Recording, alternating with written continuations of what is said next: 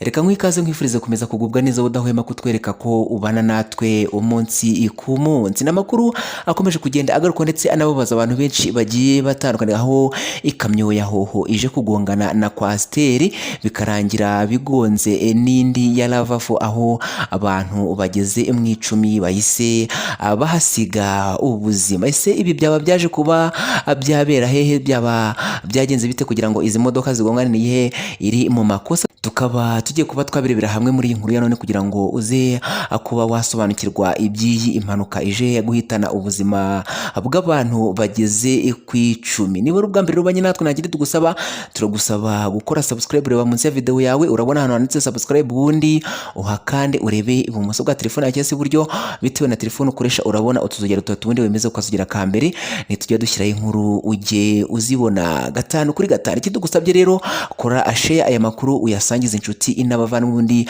ntiwibagirwe gukora like, manuka hasi muri komenti ube wasiga igitekerezo cyawe kugira ngo amakuru tujya kugezaho gatanu kuri gatanu. Amakuru akomeje kugenda agarukaho rero ndetse anababaza abantu benshi bagiye batandukanye, aho imodoka yo mu bwoko bwa hoho, ni ikamyo yo mu bwoko bwa hoho igonganye na kwasiteri bikarangira ibije kugonga n'indi yo mu bwoko bwa lavafo, aho abantu bageze mu icumi bahise bahasiga ubuzima. Ibintu bikaba biri kugenda bigarukaho ku mbuga nkoranyambaga ndetse no mu binyamakuru bigiye bitandukanye, aho iyi mpanuka ije kuba yahitana ubuzima bw'abantu bageze mu icumi. Ibi rero ntahandi byabereye, bibereye mu karere ka Rubavu, aho kwasiteri yavaga i Rubavu yerekeza mu karere ka Musanze igonganye na hoho yerekezaga i Rubavu.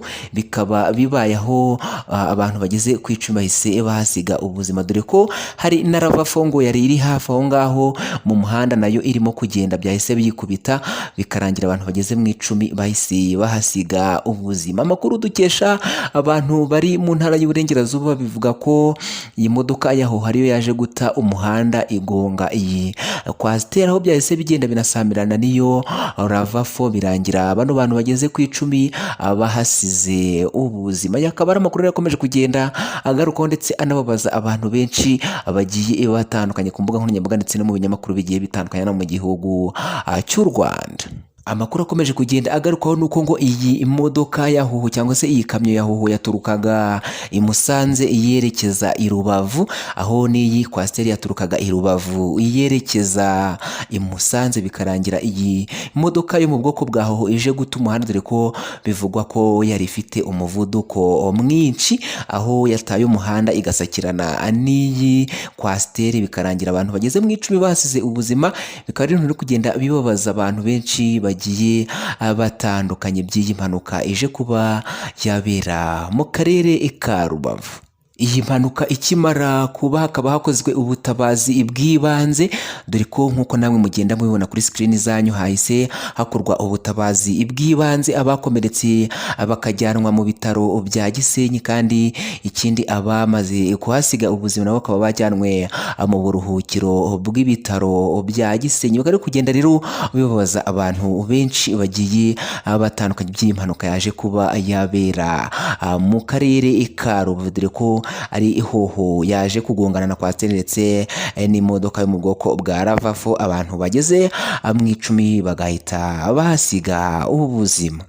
Abaturage babonye iyi mpanuka iba bavuga ko imodoka yo mu bwoko bwa hoho yaturutse imbere yirukanka cyane ivuza amahoni, ngo bishoboye kuba yari yacitse feri bikarangira itaye umuhanda wayo ikagenda igahita igonga iyi kwasiteri yaturukaga mu karere ka Rubavu yerekeza i Musanze, dore ko byabaye bibi cyane, byagoranye gukuramo abantu bari bari muri iyi kwasiteri. Nk'uko namwe mugenda mubibona, ambilanse ikaba yahise ihagera, aho bahise bakora ubutabazi bw'ibanze bagatwara abakomeretse mu bitaro bya Gisenyi. N'amakuru yakomeje kugenda agarukwaho ku binyamakuru ndetse no ku mbuga nkoranyambaga zigiye zitandukanye no mu gihugu cy'u Rwanda, by'iyi mpanuka yaje kuba ibera mu karere ka Rubavu mu ntara y'Iburengerazuba. Niba ari ubwa mbere rero banye natwe, nta kindi tugusaba, turagusaba kureba munsi ya video yawe urabona hano handitse subscribe, ubundi uhakandire bw'ibumoso bwa telefone cyangwa se iburyo bitewe na telefone ukoresha,